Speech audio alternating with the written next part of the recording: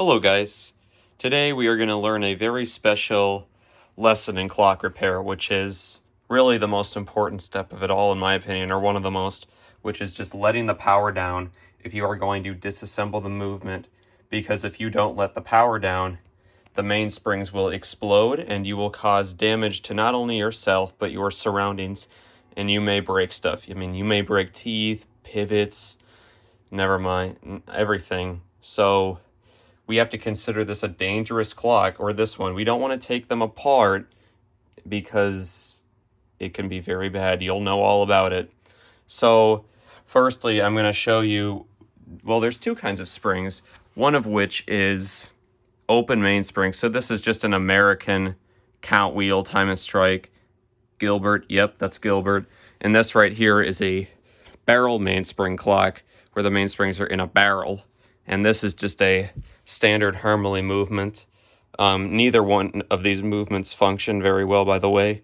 So let me tell you what you're going to need for this operation. First thing you're going to need is these mainspring clamps that you're going to only use these for the open mainsprings, and you're basically going to slide these in to the springs, and it'll cage the power effectively. So the power, or the tension I should say, is held in by the clamp and not the gears. Next thing you're going to need is a screwdriver to pull away the click. You can see this this click right here, or this one right here. That's what you're going to pull away as you're letting the power down, but I'm getting a little ahead of myself here. And this is your letdown tool. Basically, you find which key adapts to the clock. For the Harmony, I'm going to guess it's a size 7, I think. Yep, it is. So we're going to use the size 7 on this, and then the Gilbert is a 6, I believe. Maybe it's a 5. No, it's a 6. Okay, so we're going to teach you how to do that. So we're going to do the open mainsprings first. Got my letdown chuck right here. I'm going to grab the size 6 key, and you just put it in. Well, you find there are these two little posts right here, I guess you could call them, and you just put it in wherever it clamps in here.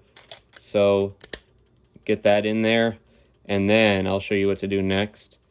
So you're going to find which mainspring clamps can fit in here. You may have to wind up the springs a little bit, and basically you're going to put them in by just going, well, my hand's in the way, not anymore. You put one side in first, because you just do this, you're not going to get it in there. So you go one in first, and you kind of just loop it around like so.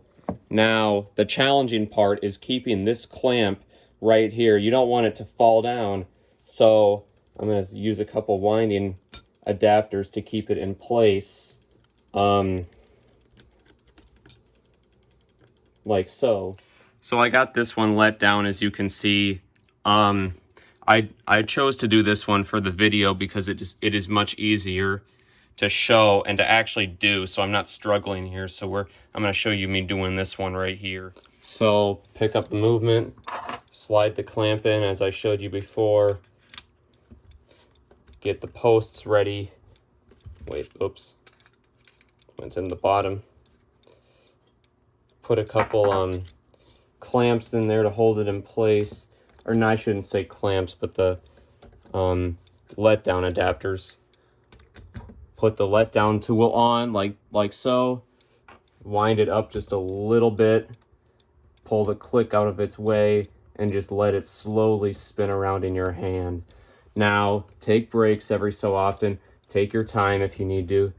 And eventually, you'll get to a point where the spring is let down so much that the clamp is holding in the spring, so you can just let it all out the rest of the way without having to deal with it falling down like I showed before. And it's done. That's how you want it to look.